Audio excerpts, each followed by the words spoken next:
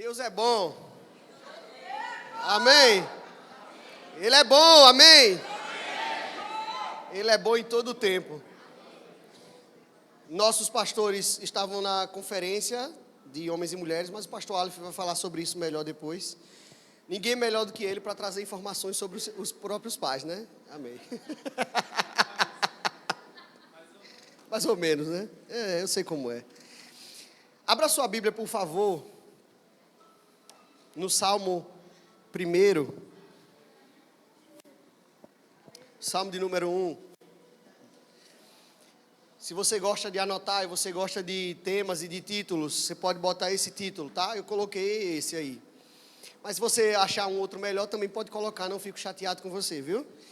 O título que eu dei a essa mensagem hoje foi A Fidelidade de Deus durante as estações. Amém? Eu creio num Deus fiel e imutável. Irmãos, eu vou dizer uma coisa para você. Eu tenho sido preenchido, eu tenho sido constrangido pela imutabilidade de Deus. A firmeza de Deus é algo que tem se apoderado dos meus pensamentos por esse tempo. O quanto Deus é firme e imutável, independente do que aconteça. Cada vez que eu vejo um idoso, as pessoas de mais idade, aqui, ou glorificando a Deus, ou falando como Ele é bom, ou pregando a palavra de Deus, eu vou ficando mais constrangido e mais convencido de como Ele é fiel e imutável. Porque ao longo dos séculos, irmãos, pessoas morreram conscientemente em nome dessa palavra, em nome desse Deus. E fizeram com orgulho, fizeram com alegria. E esse mesmo sentimento que moveu esses irmãos, eu quero que tome conta da minha vida. Eu quero que tome conta dos meus pensamentos, eu quero que tome conta dos meus sentimentos. Eu quero, irmãos, ficar embriagado dessa certeza. E por que eu digo embriagado da certeza? Porque quando você está embriagado, você perde consciência das outras coisas. Alô? Quando você está embriagado, você perde a noção do que está em sua volta. E quando você está embriagado com uma certeza, com uma convicção daquilo que a palavra de Deus diz, as circunstâncias podem gritar para você o contrário como for, você vai continuar convicto daquilo. Porque não tem espaço para entrar incerteza, não tem espaço para entrar dúvida, não tem espaço para entrar, irmãos, qualquer sombra de variação. Porque você está completamente embriagado numa certeza. A certeza de que Deus é bom em todo o tempo. De que Ele cuida de nós em todo o tempo. De que Ele é fiel. E é nele que nós permaneceremos para sempre. Amém? Amém. Glória a Deus. Diga para a pessoa do seu lado, diga, irmão, ei, fala assim, ei. Só tem um jeito de você viver para sempre. E esse jeito é estando em Cristo. Só tem esse jeito de você permanecer para sempre. Aleluia. E o Salmo 1,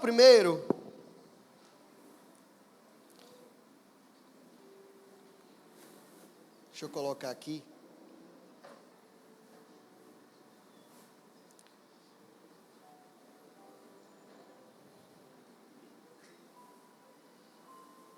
Espera aí, viu, gente? Foi só problema do tablet.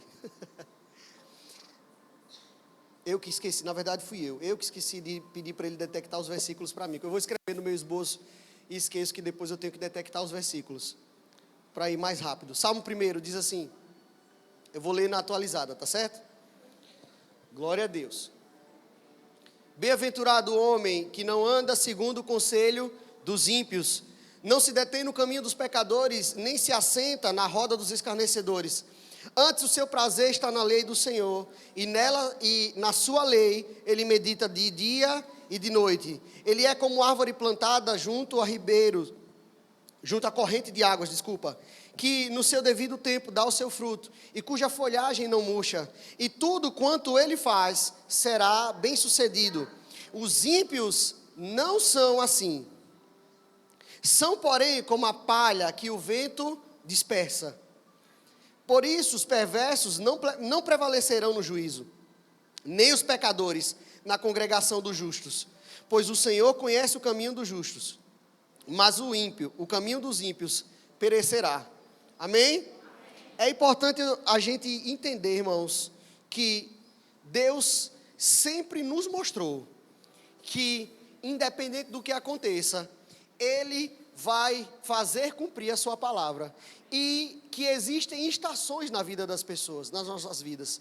Você sabe que Salomão, ele escreveu dizendo que há tempo para tudo, debaixo do sol. Tempo de abraçar, tempo de afastar-se de abraçar, tempo de plantar, tempo de colher. Amém? Sim ou não? Sim. Existe tempo para todas as coisas. Mas eu quero dizer uma coisa para você. O tempo foi estabelecido por Deus como uma ferramenta para nos treinar para coisas maiores que vão para frente. A vereda do justo é como a luz da... Por quê? Vai brilhando mais e mais até ser dia. É um processo, nós precisamos desse processo, e por isso nós estamos sujeitos ao tempo e à ação do tempo. Mas Deus não está sujeito ao tempo nem à sua ação.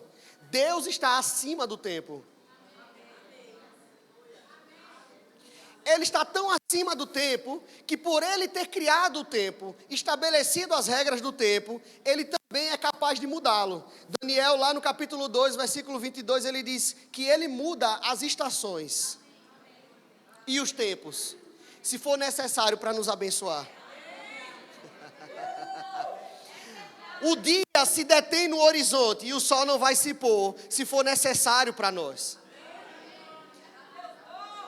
A sombra do relógio solar vai retroceder se for para Deus confirmar para o rei que ele vai viver mais 15 anos. Ele é o Senhor do tempo. Aleluia. Deus não se desgasta com o tempo. Deus não é, irmãos, apenas uma ideia. Uma ideia talvez se desgaste, se transforme com o tempo.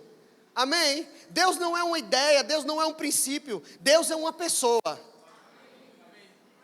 A filosofia talvez, às vezes, quer trazer esse entendimento para a gente de que Deus é uma ideia. Mas Deus não é uma ideia, Ele é uma pessoa.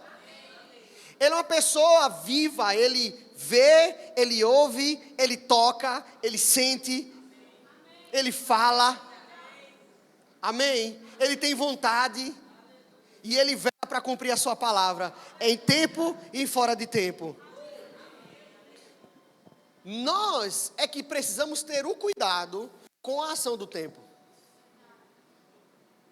Porque ninguém, irmãos, vai nascer e vai viver uma vida só de flores ou uma vida só de problemas. Então eu quero dizer para você, se você está vivendo uma estação muito boa, de muita alegria na sua vida, de muita felicidade e realização, eu quero te dizer que, infelizmente, isso é uma estação.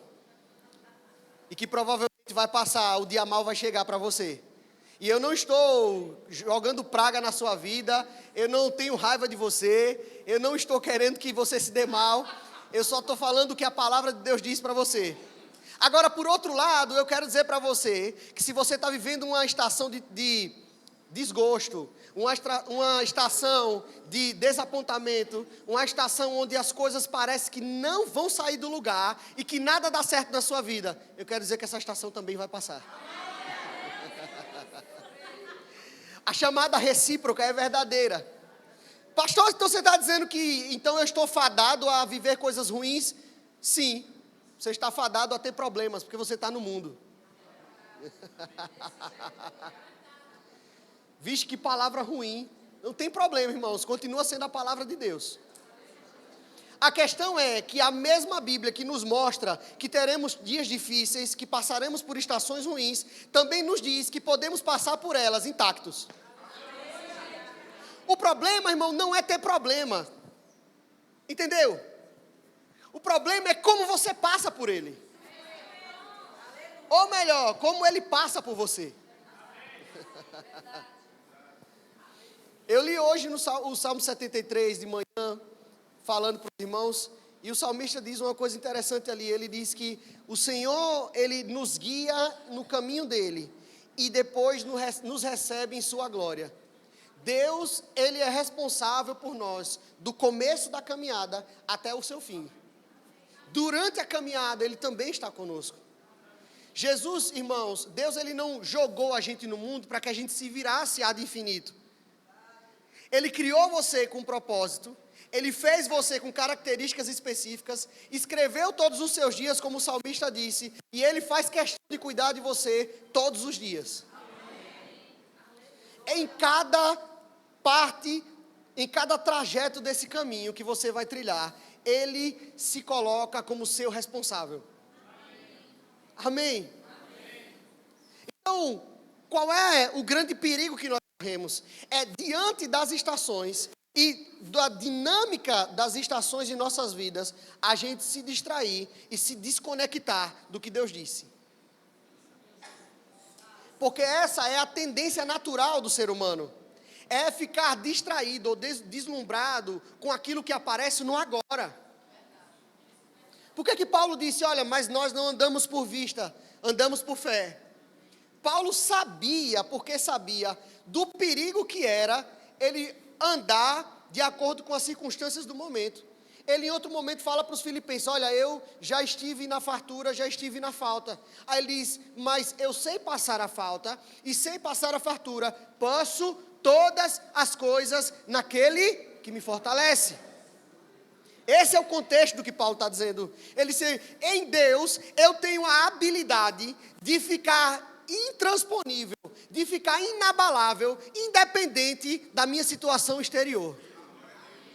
Aí ele diz, então por mais, em outro trecho lá em 2 Coríntios, o que é que ele vai dizer? Olha, por mais que esse corpo mortal vá se acabando, o homem interior, ou seja, o meu espírito, aquilo que está cheio de Deus, não se corrompe, não vai ficar deteriorado, não vai se acabar. Vai continuar intacto, independente da estação que eu esteja vivendo.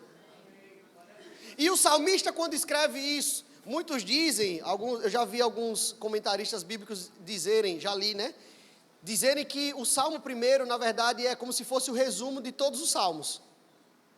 O assunto é como se fosse o resumo de todos os salmos. Ele fala como é a vida do justo, ele fala como é o agir de Deus na vida do justo, independente das estações. Ele diz qual é o fim do ímpio e ele diz qual é o fim do justo. E ele começa, e aí ele vai dizer, olha, se ele não se detém no caminho dos pecadores. Você entendeu isso? Quem é que se detém? É aquele que está caminhando para algum lugar, aquele que está indo para algum lugar. Você está em direção de algum lugar, numa corrida, indo para alguma coisa, pegar alguma coisa, e de repente você é parado. Se deter é parar. Se parou é porque estava em movimento. Ele diz, então, o homem, o justo, que não se detém no caminho dos pecadores. Ou seja, que na mudança das estações, nos empecilhos que aparecerem, ele não parou a sua caminhada. Não se deteve no caminho dos pecadores. Ele não se amoldou e se assentou à roda dos escarnecedores. Ele continuou tendo o seu prazer na lei do Senhor e nela meditou de dia e de noite. Diga constância. De dia e de noite. Por que ele usa essa expressão? Ele está falando de constância. De dia e de noite. No escuro, no claro, no frio, no calor, alegre, triste, na falta, na abundância. De dia e de noite, o seu prazer está na lei do Senhor. Ela continua sendo o seu alimento. Ela continua sendo suficiente. Aquilo que Deus diz para você é suficiente, irmãos. Não pegue o costume, irmãos, do crente que esquece aquilo que Deus diz no começo da caminhada. Aquilo que Ele falou lá atrás, Ele vai continuar velando para cumprir. Não se esqueça do que Ele prometeu. Não se esqueça do que Ele falou com você. Não seja negligente, porque Ele é Deus zeloso. E aí ele está dizendo, se esse homem continuar assim, se esse homem fizer isso, ele vai dar fruto no tempo devido. Significa dizer que mesmo fazendo tudo isso, não é toda hora que o fruto vai aparecer. Não é toda hora que o resultado vai ser visível. Alô? Ser crente, irmãos, é entender que você abriu mão dos méritos. Quando você abre mão dos méritos e você crê na graça de Deus, a graça de Deus é isso, irmão. Deixa eu explicar para você. A graça de Deus é favor imerecido. Amém? Amém? Glória a Deus. O que é um favor imerecido? O que é um favor imerecido? É um favor, é um presente que você ganha sem merecer. Você não fez nada para ganhar aquilo, não é isso? Sim, sim, amém? Você não fez nada para ganhar esse favor. Ele foi de encontro a você, ofereceu Jesus, ofereceu o evangelho, as boas novas foram pregadas, você ficou constrangido, você recebeu Jesus na sua vida e a graça te alcançou. Glória a Deus. Só que, ao ponto de que você recebe esse favor imerecido, você também tem que entender que você não tem mérito nos resultados disso. Se eu não tenho mérito nos resultados disso, Deus não me deve satisfação quando os resultados não aparecem quando eu estou esperando. Porque Ele me amou quando eu ainda estava morto no pecado. Ele me alcançou quando eu estava lá. E Ele me trouxe no seu devido tempo. E todas as outras coisas vão chegar também no seu devido tempo. Eu não posso me frustrar, eu não posso me distrair, nem me revoltar, porque o resultado não chegou agora de imediato. Talvez esse não seja o devido tempo. Essa estação não seja a estação de olhar os frutos vultuosos da árvore. Aleluia. Aleluia. Talvez seja uma estação onde a árvore fique sem folhas. Eu sei que o salmista diz que elas nunca secam, mas não quer dizer que a árvore não tenha que trocar de folha. Talvez seja uma estação onde você não vê nem perspectiva de fruto. Você nem saiba que a árvore está lá, ligada às águas dos ribeiros que passam, porque está embaixo da terra.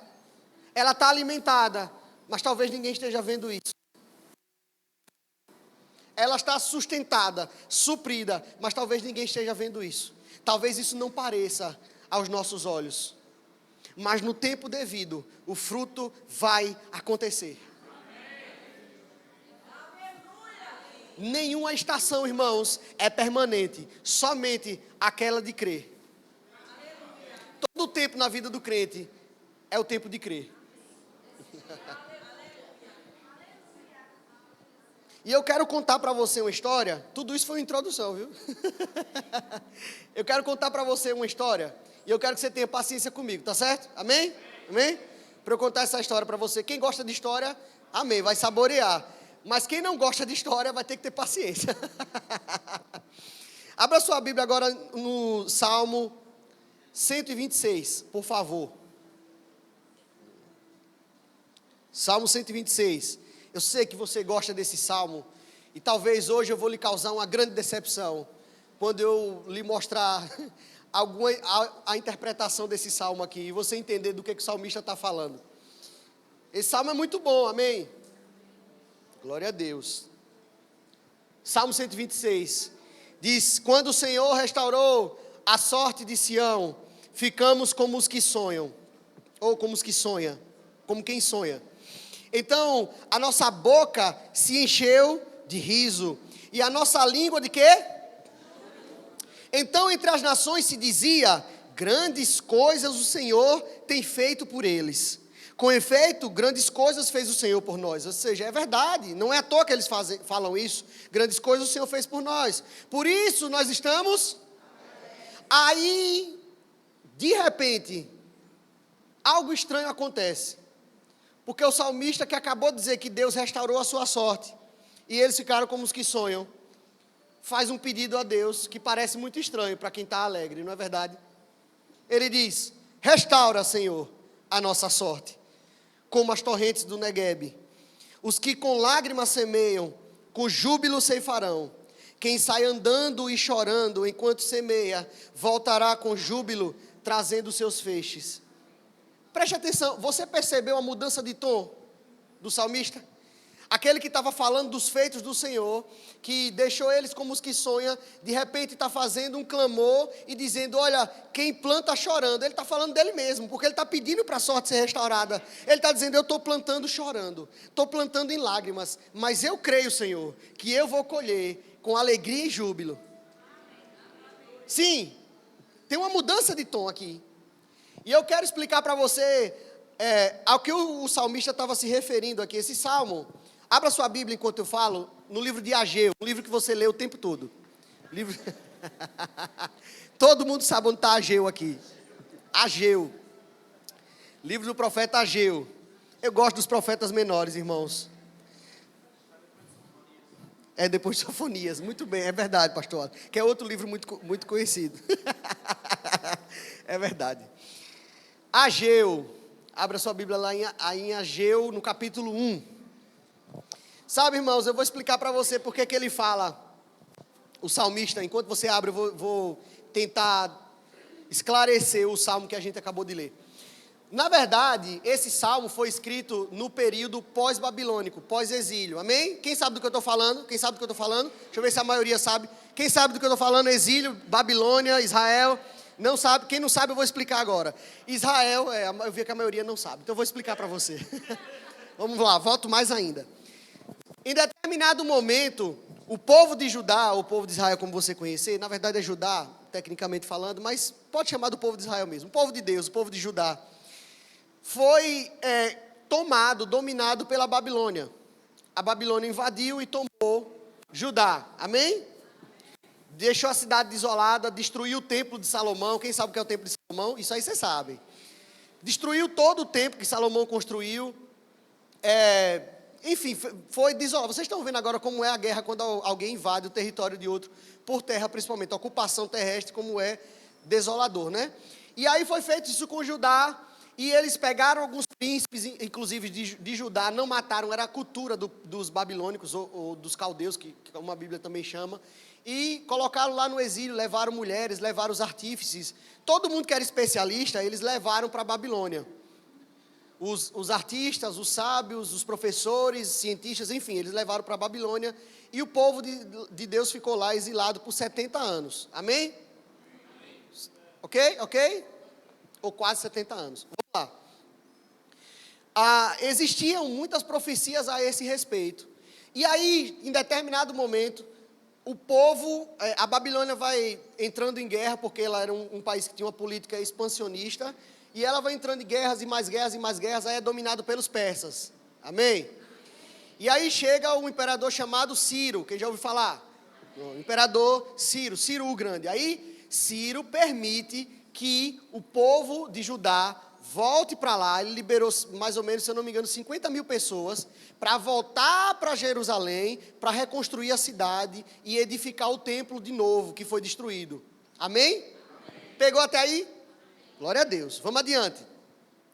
E aí, esse salmo foi escrito já nessa época, que o povo já tinha ido para lá, voltado para lá, e estava construindo, levantando o templo, reconstruindo a cidade. Mas o foco, primeiro, se você for ler os livros de Esdras e de Neemias, para você entender melhor o que eu estou falando, leia depois Esdras e Neemias. Não é muito longo, você vai gostar. Esdras e Neemias vão descrever isso, que o objetivo principal deles terem saído de lá era reconstruir primeiro o templo. Amém? Por quê? Porque era um símbolo espiritual, não é só cultural, era um símbolo espiritual da identidade de Israel. Aonde Deus, o Deus de Israel, o Deus de Jacó, de Abraão, de Isaac e Jacó, habitava, era no templo, amém? Ainda não era dentro deles, era no templo, Jesus não tinha vindo até aí. E aí eles vão, começam a reconstruir o templo, mas em dado momento eles param. Porque enquanto construir o templo, você vai entender o que eu estou falando, principalmente os com um pouquinho de mais idade. Lá, ali naquela região de Itaparica e Xingó, eu acho, quando foi construir a usina, se eu não me engano, eles construíram uma cidade ali. Junto com a usina, para levantar a usina, precisava construir tipo a cidadezinha ali em volta, um vilarejo. Por quê? Porque quem ia trabalhar, geralmente levava a família, ficava lá, é melhor do que pagar hospedagem, etc, etc. E traz desenvolvimento geral para a região. Então foi mais ou menos a mesma coisa. Como eles precisavam levantar o templo, que era uma obra muito grandiosa, eles precisavam também reconstruir algumas casas. Eles estavam liberados para voltar lá e morar lá enquanto levantavam o templo. Vocês entenderam? Mas o foco era reconstruir o... Amém? O que é que acontece? Aqui, eles voltaram para lá e o salmista está descrevendo o seguinte, inclusive tem algumas versões, por exemplo, quem tiver com a Bíblia, com a Almeida corrigida, vai ver que o salmista não diz, quando o Senhor restaurou a nossa sorte ou a minha sorte, ele diz o seguinte, quando o Senhor trouxe de volta os cativos. Amém? É um jogo de palavras que ele usa aqui, que pode significar tanto uma coisa como outra, restaurar a sorte, trazer de volta os cativos. E ele pede para restaurar a sorte, por quê? Porque o povo chegou lá, começou a construir o templo, mas eles estavam aqui reclamando de quê? De falta. A colheita já não é como era antes. O orvalho que caía, substituindo a chuva forte, e fazia regar a terra deles, já não caía mais como antes. A terra não era produtiva como antes, não era mais aquela terra que manava leite e mel. Não era assim que dizia no Velho Testamento? A terra que mana leite e mel, já não era mais. Amém? Você está entendendo? E é por isso que eles estão se queixando, eles estão dizendo, Senhor, quando o Senhor nos trouxe de volta da Babilônia, do domínio babilônico, nós ficamos como que sonha, nós ficamos alegres, até as nações falavam que o Senhor tinha restaurado a sorte de Judá, e nós estamos felizes com isso, mas Senhor, a gente está passando dificuldade agora, está passando necessidade. Voltamos para uma terra, por acreditar que é a nossa terra, abençoada pelo nosso Deus, e de repente a gente está passando dificuldade aqui dentro. Pior do que no exílio. Alô? Você está aqui comigo? Não viaja, se você se distrair, você perde. E aí o que acontece? O salmista escreve isso. Faz sentido agora ou não? O salmo? Faz mais sentido agora? Ele diz, restaura, Senhor, a nossa sorte, como o Senhor restaurou as águas do Neguebe. Ele está pedindo justamente isso, ele está fazendo menção a águas, fazendo a menção à colheita, ele está fazendo menção à provisão aqui, a provisão de Deus. E agora em Ageu nós vamos entender por que estava faltando a provisão de Deus. Amém? Para que você entenda que mesmo quando não parece, Deus continua sendo fiel. Amém? Diga para o seu irmão, ei, diga para ele, a culpa nunca é de Deus. Glória a Deus. E Ele não vai deixar isso escurecido. Nós vamos entender agora no livro de Ageu, esse livro maravilhoso que você lê o tempo todo. Vamos lá? Ageu, capítulo 1, versículo 3. Ageu, capítulo 1, versículo 3. Não se distraia, não se preocupe, eu garanto para você que você vai chegar em algum lugar comigo. Veio, pois, a palavra do Senhor, por intermédio do profeta Ageu, dizendo: acaso é tempo de habitardes vós em casas apaineladas, enquanto esta casa, que casa ele está falando? Permanece em ruínas? Ora, pois, assim diz o Senhor dos Exércitos, considerai o vosso passado, tendes semeado muito e recolhido pouco. Talvez você se identifique com o que ele vai falar agora, a sua situação, a sua estação seja essa. Ele está dizendo, ó, vocês têm semeado muito e recolhido pouco. Comeis, mas não chega para fartar-vos. Bebeis, mas não dá para saciar-vos. Vestivos, mas ninguém se aquece. E o que recebe salário, recebe para pô-lo num saquitel furado. Assim diz o Senhor dos Exércitos, considerai o vosso passado. Subi ao monte, trazei madeira e edificai a casa, dela me agradarei e serei glorificado, diz o Senhor. Esperaste-o muito, e eis que veio a ser pouco, e esse pouco, quando o trouxeste para casa, eu com um sopro o dissipei. Por quê? Diz o Senhor dos Exércitos, por causa da minha casa, que permanece em ruínas, ao passado que cada um de vós corre por causa de sua própria casa. Uau, agora eu entendi. Por que estava faltando tudo? Porque eles perderam o foco. Quando você cuida das coisas de Deus, Deus cuida das suas coisas. Quando você cuida, irmãos, das coisas de Deus, Ele cuida das suas coisas. É por isso que Jesus disse: buscar em primeiro lugar o reino dos céus e a sua justiça, e as demais coisas vos serão acrescentadas. Ou seja, façam sua parte lá, que Deus faz a sua parte cá. Agora eu quero trazer para vocês, diante de todo o contexto da reconstrução do templo. Entenda, irmãos, esse povo sai da Babilônia, cheio de expectativa, começa a construir o templo. E aí lá, Esdras e Neemias vai narrar a história e vai mostrar para a gente que muita gente se levantou contra aquela construção. Muita gente se colocou contra, muita ameaça, muita coisa, muita dificuldade, irmãos. Aqui já tinham mais ou menos, já estavam se passando 16 anos que eles tinham voltado e o templo não estava construindo. Eles encontraram sim dificuldades. E a gente sempre vai encontrar dificuldade. Mas eu quero dizer para você, irmãos, que Deus continua sendo fiel. Ele continua sendo Deus. Por que o povo de Israel teve que fazer guerra para tomar a terra de Canaã? Eu vou dizer para você, porque eles desobedeceram a Deus e foram para o Egito. Deus não levou o povo para o Egito. Eles foram para lá e ficaram por lá, apoiados na abundância do Egito na época. E aí, para voltar, eles tiveram que derramar sangue, guerrear para tomar a terra de volta. Quando Deus tinha dado Canaã ao povo, por meio de Abraão, Abraão não precisou levantar a espada contra ninguém. Abraão só levantou a espada uma vez na vida, que foi para salvar a vida do sobrinho dele, Ló. Nunca para tomar a terra. Vai, glória a Deus, está vendo? Estamos ligados. Ele nunca precisou levantar a espada. Deus deu tudo a Abraão de maneira legítima. Abraão chegou na terra, começou a cavar poços, e eram poços em lugares estratégicos. E aí tem gente que até gosta de fazer essa analogia. Era como se Abraão tivesse construído posto de gasolina, os primeiros postos de gasolina no meio da estrada. Eu quero lhe perguntar, esse cara ia ficar rico ou não? Claro que ia. E ele começou a comprar a terra. Pode ler o livro de Gênesis, eu desafio você, e você vai ver que eu estou falando a verdade. E ele começou a comprar a terra, mas depois para o povo voltar, foi debaixo de guerra. Por quê? Porque desobedeceu. E o povo voltou do exílio e também teve que batalhar, sofrer para reconstruir o templo. Mas quem pecou a ponto de permitir que a Babilônia chegasse e dominasse tudo? O povo também. Jeremias foi o profeta pré-babilônico, e Jeremias ele tinha uma característica, ele era o único profeta, praticamente, um dos únicos profetas, que dizia a Judá que ele ia ser dominado, que guerra ia vir, que a Babilônia ia vir, que ia tomar tudo, que ia ficar tudo desolado. Lê o livro de Jeremias, você vai entender o que eu estou falando. E aí os outros profetizavam o contrário, diziam que não, que a aliança, eles iam fazer uma aliança com o Egito, na época que era a nação rival da Babilônia, mais ou menos como é Rússia e Estados Unidos hoje.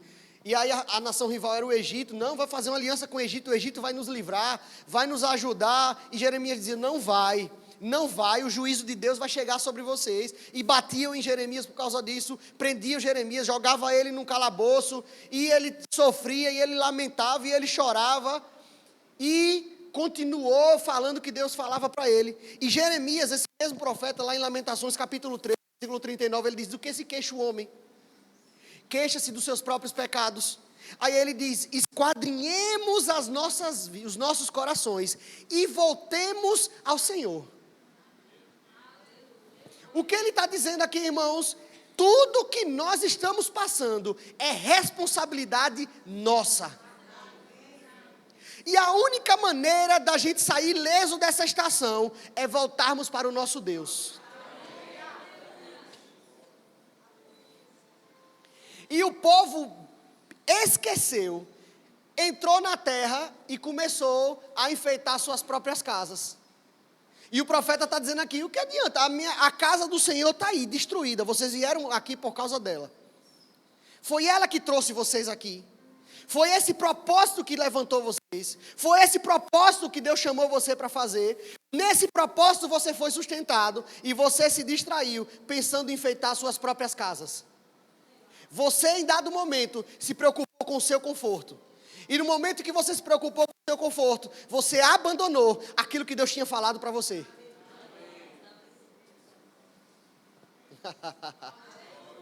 Esses são os efeitos, irmãos, do passar do tempo na nossa vida, na nossa mente. É por isso que a gente tem que se apegar àquilo que Deus falou. O profeta diz por 2 vezes: considere o seu passado, considere o que aconteceu com vocês.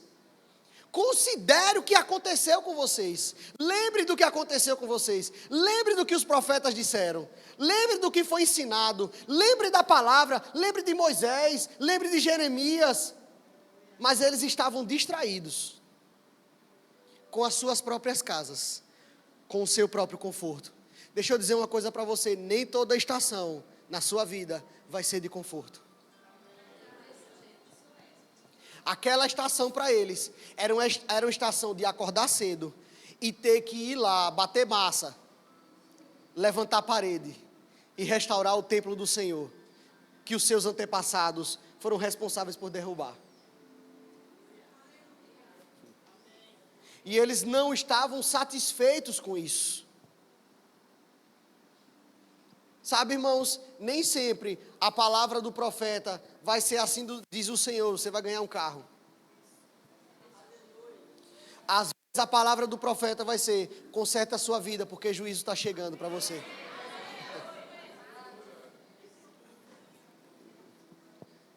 Aleluia.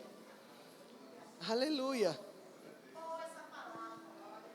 Nem sempre, irmãos, a estação vai ser de os egípcios ou daqueles que estavam escravizando o povo, dos contemporâneos, nesse contexto aqui, os babilônicos, tirando brinco, como foi no Egito, tirando ouro e presenteando o povo. Toma, vai pelo deserto de volta para a casa de vocês e leva tudo.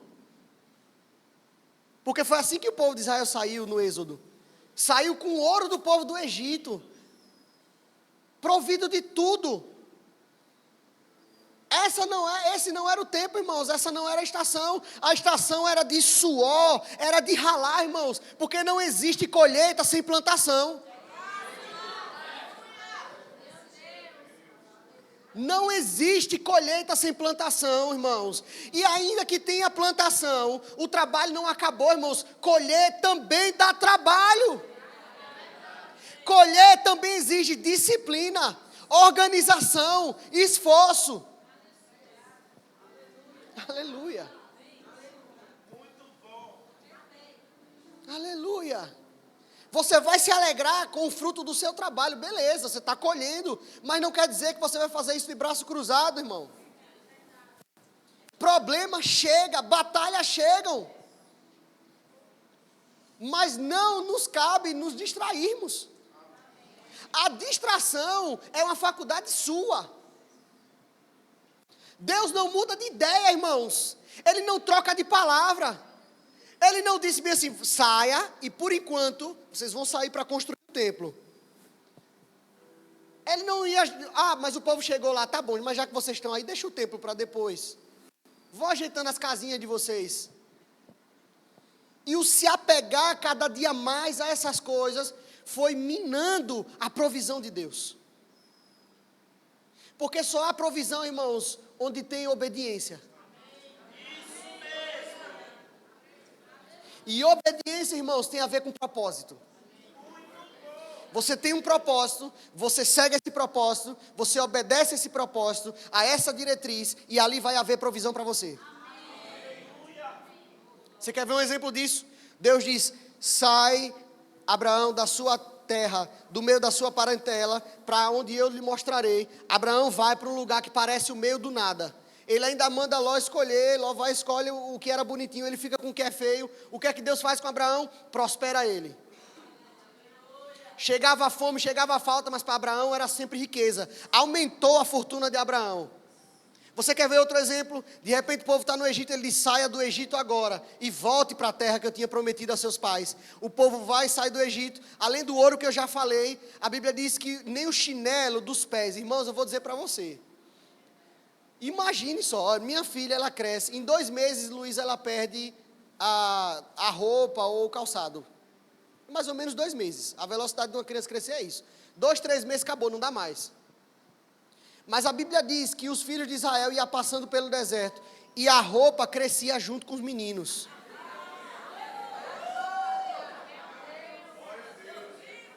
Mas Deus não se contentou com isso. E Deus disse: olha, vocês estão no deserto, mas como fui eu que mandei vocês irem por aí, vocês não vão passar calor de dia, nem vai passar frio à noite. Aí acharam um pouco com isso, disseram, mas a gente quer comer carne também. Ele mandava carne, ele disse, eu vou mandar tanta carne que vai sair pelo seu nariz. Eles queriam pão, Deus mandou o pão. Ainda disse, eu vou mandar o pão, mas para vocês ficarem mal acostumados, o pão vai apodrecer todo final de dia, que é para vocês dependerem de mim, para eu mandar no outro dia. Não vai estocar, no outro dia tem mais. E ele ia provendo continuamente. É a continuidade, irmãos, da fidelidade de Deus, do cuidado contínuo de Deus. Em Malaquias capítulo 3, versículo 6, Deus diz uma coisa muito interessante. Eu estava falando hoje para minha mãe. Cadê minha mãe? Vai lá. Para quem não conhece minha mãe, mãe, fica aí de pé, por favor. Não, fique de pé. Aí, porque você é muito pequena. Essa é minha mãe, gente, tá vendo? Eu estava conversando com ela, disse, mãe, a Bíblia diz, Deus está dizendo para o povo, claramente, Malaquias 3, versículo 6, ele diz o seguinte, olhe, eu não mudo, e essa é a causa de vocês não serem consumidos. Vou trazendo para cá, parafraseando para o nosso dia, sua sorte é que eu não mudo. A sua sorte é que eu não mudo. Ele não muda, irmão. Ele não muda. Ele continua fiel àquilo que ele falou com você. Ele continua fiel, irmãos, àquele sonho que ele colocou no seu coração. Aquele chamado de Deus para a sua vida. Ele continua fiel, por mais que não pareça. Ele não é Deus de deixar a obra inacabada, irmãos. Quem deixa inacabada somos nós. Deus não tinha levado aquele povo para lá para ele passar necessidade. Mas Deus também não tinha mandado eles para lá para ficar preocupado em encher a casa deles de fartura. Ficar no conforto. Deus continua seguindo o plano. Ele não se distraiu, ele não se distrai, irmão. O que é que o apóstolo João diz lá em 1 de João 2,17? Ele diz, olha, o mundo passa, e a sua vontade também passa. Ou seja, ele começa a dizer, não ameis o mundo. Por quê? Porque se você se apega ao mundo, você se torna passageiro como ele é. O mundo tem valores e conceitos aqui. Quando passa algum tempo, esses valores e conceitos se invertem. Mas com Deus não são assim as coisas, irmãos. Deus lança princípios imutáveis e Ele zela por cada um deles. Aleluia. Ele é Deus fiel. Ele é Deus fiel, irmãos. Mas eu criei na cura. E aí eu melhorei um pouco, mas parece que não vai mais. Eu quero dizer para você que não precisa aparecer. Deus continua seguindo o plano. Ele continua fiel à sua palavra. Eu vou dizer para você, irmãos, às vezes eu vivo circunstâncias na minha vida em que eu paro, olho e digo, meu Deus, nada, absolutamente nada. Talvez algumas pessoas aqui se identifiquem com o que eu vou falar agora. Mas tem momentos na nossa vida em que, eu até brinco isso com o Carol, o mundo fala bem assim, eu vi uma luz no fim do túnel, não é assim? Tem uma luz no fim do túnel. Tem momentos na minha vida, irmãos, que nem a luz eu vejo. Aliás, eu não sei nem onde é o fim do túnel. Porque você vai andando e parece que o buraco é mais fundo, mais fundo, mais fundo, mais escuro, mais escuro, mais escuro, e você não vai sair nunca dali. Talvez você já tenha passado por uma situação assim. Mas eu quero dizer que por mais que os meus olhos naturais não vejam, ou as minhas mãos físicas não consigam tocar, eu creio em quem me prometeu. Porque no tempo devido, na estação devida, Ele vai abrir uma porta, seja lá onde for. E não vai entrar, irmãos, não é só uma luz no fim do túnel, não. Vai entrar a luz inteira. Eu vou liberar um aleluia e vai haver uma explosão de luz na escuridão. Eu vou colocar o pé e Ele vai continuar me sustentando. Escuro ou claro, Ele está comigo. Eu falei isso de manhã. Existe uma diferença entre a aurora e a alvorada. E eu custei a entender essa diferença, porque é difícil você achar fonte que te explique isso.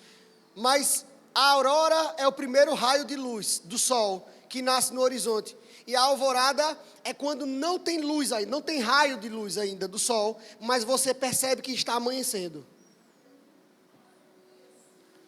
E o salmista, no Salmo 139, ele diz: se eu tomo as asas da alvorada e me detenho no mais profundo abismo. Ou seja, se antes mesmo que nasça qualquer tipo de luz, eu me esconda debaixo do maior abismo, eu escolho a escuridão, ainda assim, lá tu me encontras. Ainda assim, Ele vai me encontrar. Por mais escuro que pareça na sua vida, irmãos. Por mais deserto que pareça na sua vida, irmãos. O profeta Ageu, muito usado por Deus, e Deus ainda insatisfeito com essa situação, ele vai falar no capítulo 2 de Ageu, depois você pode estudar em casa, ele vai começar a dizer: olha, eu mandei vocês voltarem a construir o templo, e eu sei que quando vocês olham para o templo, e vocês se lembram do outro, vocês se entristecem.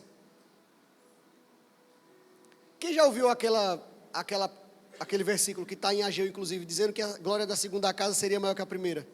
Quem já ouviu isso? A gente vive dizendo isso, né? A glória da segunda casa será maior que a primeira. Deixa eu lhe dizer porque que Ageu falou isso. Porque a segunda casa estava um caco,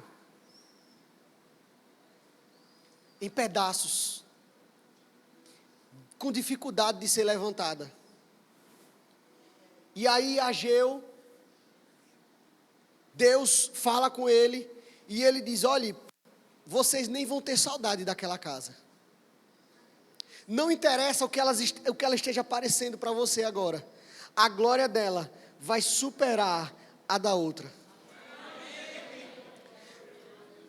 Teve uma fase na minha vida com Deus, em que eu dizia bem assim: que saudade eu tinha de quando eu fluía assim, assim, assim. De quando acontecia assim, assim, assado. Aí teve um dia, irmãos, eu peguei um puxão de orelha de Deus, assim, daqueles do bom. E eu entendi que tudo que eu tinha vivido com Deus não era nada do que Ele ainda tinha para mim. A minha mente talvez não entendesse isso. Talvez a sua mente não comporte, não entenda como algo pode ser melhor do que o que já foi no passado, porque já foi muito bom, mas eu quero dizer para você, irmãos, passe pelo desconforto dando glória a Deus. Porque Ele tem algo muito melhor, muito maior, muito mais profundo para você. Não fique satisfeito. Não fique distraído. Não escolha olhar para os seus próprios interesses. Porque se você fizer isso, você vai ficar vulnerável ao dia mau. Se você ficar pensando só em você, e você se esquecer quem você é e a quem você serve, você vai ficar vulnerável. Em 2 Crônicas, capítulo 20, eu queria que você abrisse comigo para a gente encerrar.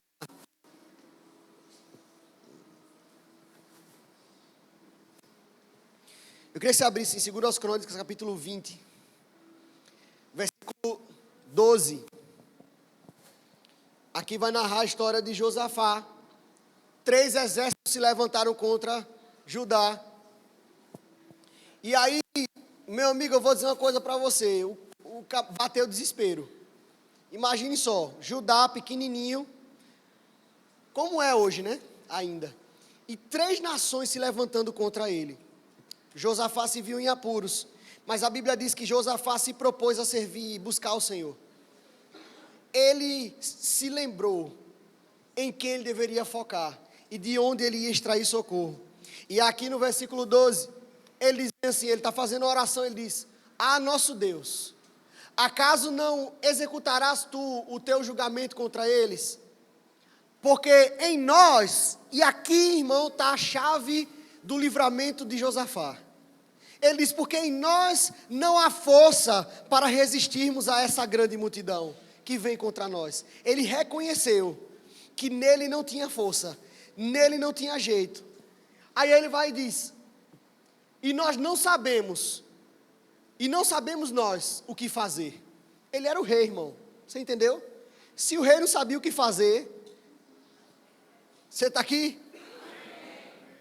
Sabe que tem marido que é orgulhoso, que não sabe fazer isso com Deus? Eu quero dizer para você, irmãos, que você, varões valorosos, quando você reconhece a sua incapacidade na frente da sua família, diante de Deus, e coloca a solução nas mãos dele, você não está dando um atestado de fraqueza. Pelo contrário, você está ensinando os seus filhos o que é crer num Deus vivo. O que é saber de onde tirar forças. Fraqueza é justamente o contrário. Quando você não se rende e tenta na força do seu braço até ficar derrotado. Ele diz, nós não sabemos o que fazer. Eu não sei o que fazer, eu não sei. Como é que resolve? Não sei. Mas ele foi atrás de quem sabia. E ele diz, porém, mesmo não sabendo o que fazer, os nossos olhos, eles estão postos em ti. Os nossos olhos estão postos em ti. O meu foco está no Senhor. Eu posso dizer que eu espero no Senhor e que por isso as minhas forças são renovadas. Eu espero pelo Senhor. O salmista disse no Salmo 37, ele diz que o Senhor, os braços dos ímpios seriam quebrados, mas o justo, o Senhor ia sustentar ele. Não seria envergonhado no tempo da angústia. Seria suprido. Aí depois ele vai dizer, porque o Senhor, quanto ao justo, o Senhor firma os seus pés. Ele firma os seus pés, ou seja, a vontade de Deus é que nós estejamos tão firmados, que a gente não tema mais os maus rumores, que as estações não nos assustem mais, que a escuridão não faça medo mais, que as más notícias não façam medo mais, não atemorize, não tire o nosso sono, não tire a nossa paz, não altere o nosso humor, porque nós estamos firmados. E ainda que se levantem contra nós, ainda que estejam chegando perto, ainda que o mal esteja lá pertinho de você, fungando no seu cangote já, os seus olhos estejam postos nele. E foi exatamente por isso que Deus fez o exército de Judá e Josafá ter vitória de um jeito peculiar. Ele disse, nessa batalha vocês não vão ter que lutar, porque eu, Senhor, pelejarei por vocês. Porque ele disse que não sabia o que fazer.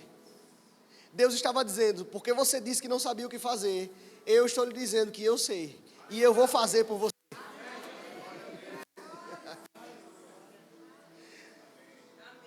Ele sempre sabe o que fazer. Deus sempre sabe o que fazer. Às vezes a nossa estratégia acaba. As nossas ideias se esgotam. Às vezes parece que não tem porta mais para bater, nem para se abrir também. A sensação que a gente tem é que não vai mais para lugar nenhum, acabou. Mas Ele sempre sabe o que fazer. A Bíblia diz que até os jovens correm e se cansam, não é assim? Mas os que esperam no Senhor renovarão suas forças. Às vezes, até o médico diz que não sabe o que fazer. E não tem mais o que fazer. Às vezes as possibilidades de tratamento se esgotam. Mas aqueles que esperam no Senhor, aqueles que colocam seus olhos nele,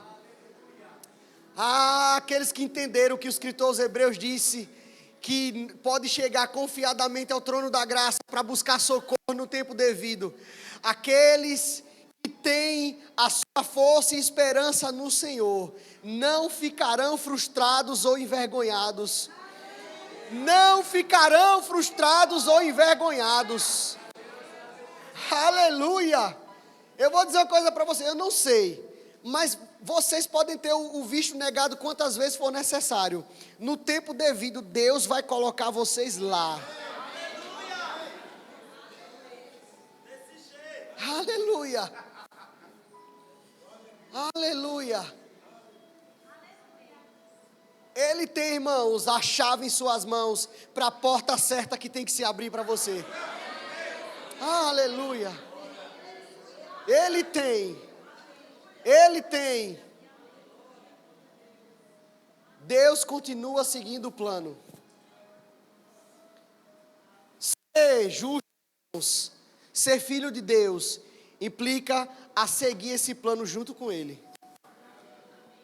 Eu quero dizer para você o seguinte, Abacuque, agora eu vou encerrar mesmo. Abacuque, quando ele ora, se você pegar o livro de Abacuque, você pega o capítulo 1, ele vai estar falando, Senhor, até quando eu vou clamar violência, gritar, Senhor, violência, e o Senhor não vai me socorrer? Até quando isso vai acontecer e tal, tal, tal? Aí no capítulo 2 de Abacuque, o primeiro versículo da resposta de Deus para ele, é dizendo, antes de qualquer coisa, Abacuque, escreva o que eu vou lhe falar. Escreva a ponto de quem estiver correndo, veja o que eu estou dizendo para você. O que ele está dizendo é o seguinte, você me questionou sobre a minha fidelidade. Você me questionou sobre o meu cuidado com o meu povo. E por causa disso, eu não quero só responder a você.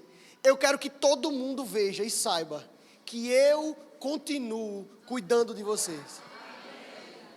Aí o versículo 4, Deus diz a ele, você olha o ímpio, e ele é soberbo, a soberba do ímpio é o que destrói ele. Mas ele diz, mas o meu justo viverá pela fé. Na verdade, no original ele diz, o meu justo viverá pela emuná. Emuná não é só fé. Emuná significa firmeza. Você está entendendo? O justo tem como característica inata, inerente a ele. Ou seja, o que é inata, nasce com ele. Como assim? Se eu sempre fui uma pessoa inconstante, quando você nasceu de novo, essa natureza nasceu em você. De ser firme, constante, forte. Aí, Isaías fala lá no capítulo 35, ele diz, olha, vocês levantem os seus joelhos trôpegos. Ou seja, vai com medo mesmo, como Larissa pregou hoje de manhã. Está com medo? Vá com medo mesmo. Vá com medo mesmo. E o fraco, diga eu sou forte, mas vá. Porque a característica de vocês é ser firme. E o meu justo viverá pela sua firmeza. De não esquecer o propósito, não esquecer o que Deus diz, não abrir mão do que Deus diz, não deixar de fazer, não negligenciar, não negligencie o que Deus falou com você. As coisas podem não estarem dando certo, porque você está no lugar errado. Se você estivesse na posição certa, a provisão estava chegando para você. Deixa eu dizer uma coisa para você, aqui em Aracaju, às vezes está chovendo num bairro e outro não. Isso significa dizer, irmãos, que tem lugar onde a bênção cai e outros lugares que não cai. Por mais que pareça que está perto, por mais que pareça que está certo, não é onde Deus tinha falado para você. Fique onde Ele disse para ficar. Faça o que Ele disse para fazer. Mesmo que isso lhe cause desconforto, mesmo que isso desafie você, mesmo que isso tire você da sua zona de conforto, de onde você está à vontade, de onde tem aplauso, de onde tem reconhecimento, de onde tem apoio.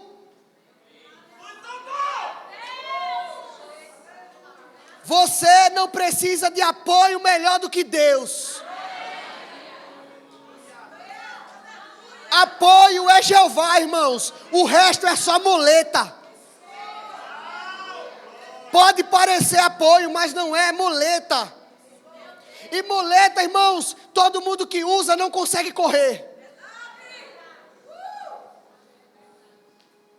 Só corre se desprender. se crê. Aleluia. Eu era uma criança muito medrosa. E eu demorei mais do que os meus coleguinhas para andar de bicicleta. Porque eu não tinha coragem de abrir mão da rodeirinha. Eu não tinha. Eu sempre tive dificuldade de confiar nas pessoas. E eu não queria abrir mão da rodeirinha. Aí, certa feita, minha prima chegou lá em casa. Eu tenho uma prima mais velha que eu. Ela chegou lá em casa e disse, não, hoje eu vou lhe ajudar. E eu morava, irmãos, nessa época eu morava aqui, alguns vão conhecer. Ali onde hoje é o Monte Belo. Na época não era Monte Belo, na Soledade. Quem conhece? Quem conhece? Não era Monte Belo ali ainda.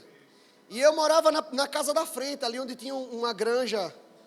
E ali era tudo irregular. Se hoje ainda é um pouquinho, imagine naquela época, tudo irregular assim, ó. E eu aprendi a andar de bicicleta na grama, caindo, na pissarra. E ela ia, me jogava do alto, eu ia descendo, sem rodeirinha. Às vezes ia parar lá na parede do botijão, do depósito do botijão de gás. Mas teve um dia, irmãos, teve um momento em que ela me jogou e eu não caí mais. Aleluia. Siga o plano. Deus está fazendo isso. Deus está fazendo isso. Ele não se mexeu do trono porque as coisas parecem que estão dando errado. Ele não ficou frustrado com o primeiro não que você recebeu. Na estação devida, no tempo devido, o fruto vai ser visto por todos. Eu creio, irmãos.